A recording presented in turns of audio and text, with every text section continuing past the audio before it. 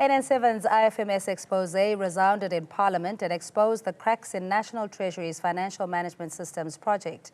Today, we bring you another big expose that once again shows the fault lines in how Treasury handles public funds. And we tell you how a grand project to save on government expenditure ended up with even more wasteful and fruitless expenditure. ANN7 has accessed another draft audit report of National Treasury that is gathering dust for lack of action. It exposes how a company contracted to help save procurement expenditure on the government's top 100 suppliers ended up with 25 million rand for incompetence, and it's a sorry state of financial mismanagement and a possible corruption. Take a look. This is National Treasury's savings debacle.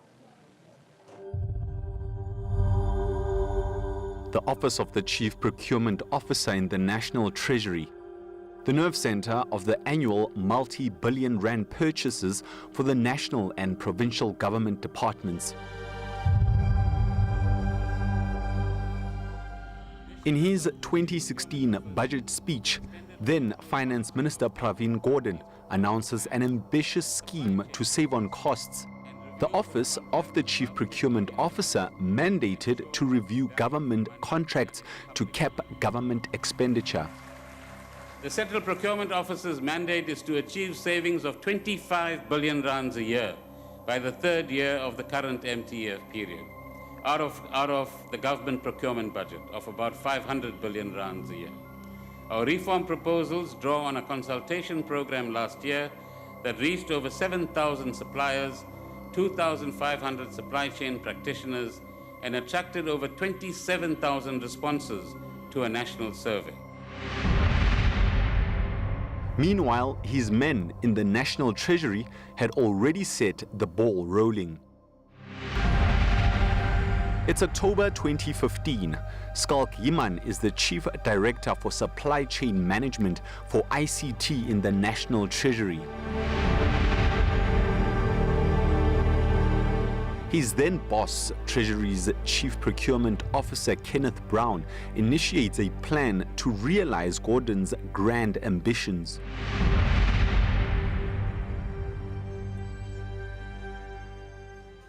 The duo zoom in on the government's top 100 suppliers.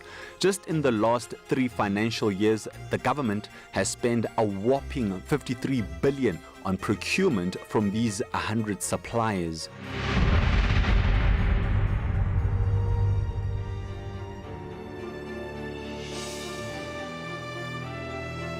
What stands out in these contracts are the gross discrepancies.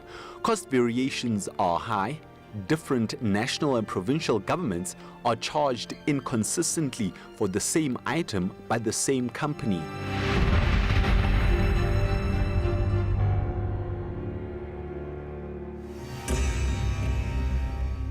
Kenneth Brown and Skalk Yiman get permission from the then DG Lungisa Fuzile to deviate from the competitive bidding process to hire a contract negotiator with the government's top 100 suppliers.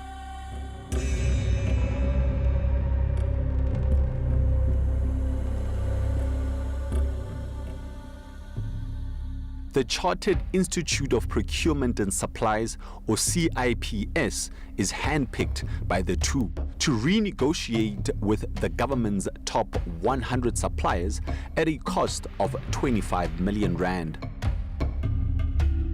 But the ambitious plan, when implemented, comes up in tatters. Over the next 13 months, Treasury doles out taxpayers' money to CIPS every month at the rate of almost 2 million rand a month, not bothering to check on project deliverables or aligning the billing to deliverables, paying millions for unproved work and for hours built to unknown consultants. Ironically, it is the National Treasury's own draft audit report in November 2016 that blows the whistle on the gross irregularities in Kenneth Brown's and Skalk Yiman's pet project. CIPS did work on only 22 of the top 100 suppliers. 78 contracts never reviewed, negotiated, or renegotiated. Payment of invoices not aligned to project deliverables. Poor project management by Office of the CPO.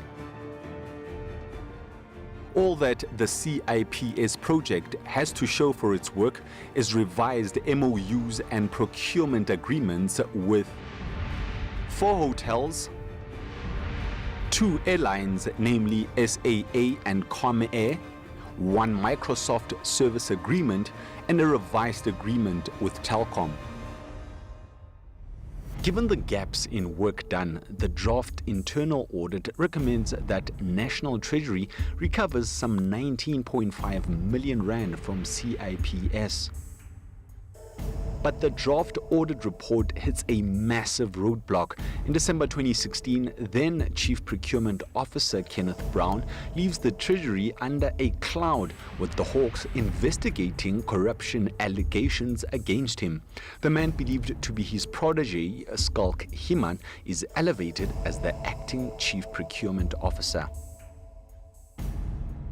The internal Treasury report on the utter mismanagement and the alleged corruption in the 25 million rand CIPS project is buried.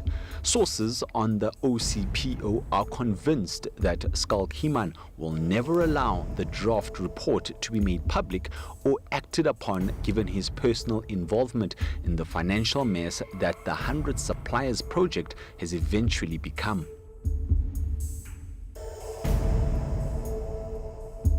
As we speak now, the damning draft audit report continues to gather dust in the corridors of the National's top financial institution, which manages the public purse. A tale of gross irregularities, wasteful expenditure, and possible corruption buried.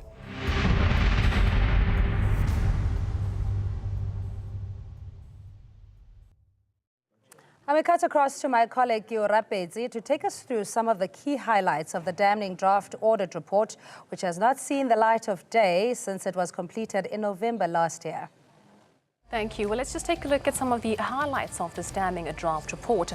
While the contract scope was changed without following due process, the CIPS only did work on only 22 suppliers and not the top 100 suppliers. 78 suppliers' contracts were never reviewed, negotiated or renegotiated. Only the travel, flights and accommodation, construction and telecommunications and ICT companies' contracts were looked into. The full amount of 25 million rands was paid to CIPS despite the contract scope not being met. The next point is that the invoice payments were not justified. The Office of the Chief Procurement Officer approved and paid monthly CIPS invoices of an average of 1.9 million rands per month. The invoices submitted were not aligned to the project deliverables as per the service level agreement with the CIPS. Well, the monthly progress reports submitted do not align with the service level agreements with the CIPS. The invoices submitted do not indicate the total hours billed per month, the deliverables or activities for the month, or the hourly rate per consultant. There was no project plan developed with the costing aligned to each deliverable. Now looking at the poor project management by the Office of the Chief Procurement Officer, the change of contract scope without following the correct supply chain management processes resulted in work done only for 22 and not the top 100 suppliers.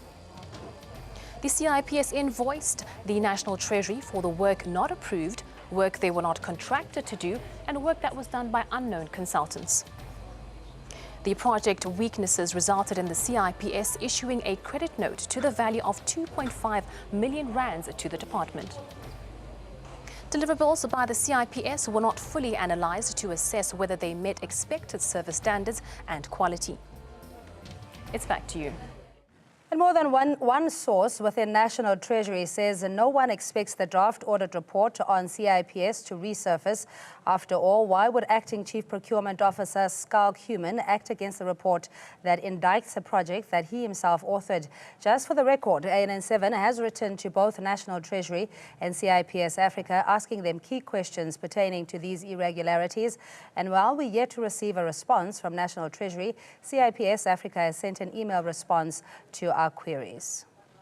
They say, and I quote, in December 2015, CIPS was approached to support the Office of the Chief Procurement Officer at National Treasury of South Africa, and this contract was concluded in November 2016 when the project was accepted as complete by the Office of the Chief Procurement Officer on behalf of National Treasury, and the work was centered on achieving better value for money in government contracts. CIPS delivered on all its contractual duties and obligations as required by National Treasury, and as is usual in supplier-client relationships, the details are confidential, and the last bit says, please direct any further questions to National Treasury, end quote. Who should be kept responsible? Obviously, at the end of the day, a fish rots from the head, and the minister who was in charge has to be kept responsible together with the senior officials. What were the savings on travel? What were the savings on all of these contracts that were renegotiated, and why only the 22 were approached and not the 400? Why was the entire amount paid for the project if they only did a fifth of the work?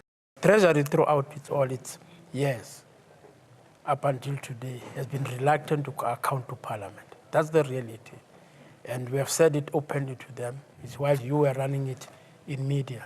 We then became aware that there is a problem. And then when we were explaining to the ministry today that this is what has been happening. Maybe we need to call for a commission of inquiry into the affairs of Treasury, because if this is what you have uncovered as the media, and we as members of Parliament with all the different structures that we have in government, if we are not able to pick it up and it goes to you, so clearly there is something wrong. So we need to start there first of all, and maybe call for an inquiry, a commission of inquiry to look into the issues of Treasury, and even specifically into these issues as to how much of money was saved. There's going to be consequences, yes. In Scopa, where I sit quite regularly, we've dragged in the Hawks, we've dragged in the NPA, under the anti-corruption unit, because we want to be very clear and specific that you take the money of the taxpayers, somebody must account. I understand that these parliamentary committees have an oversight function and they have to investigate what's going on. But ultimately, the buck is going to have to stop with the Minister of Finance. And I really believe the time had come that the Minister of Finance now has to take strong and the necessary action. If we go through this report, I think there is the possibility that there has been criminal action and fraud. The Minister has to appoint a proper investigation into these matters.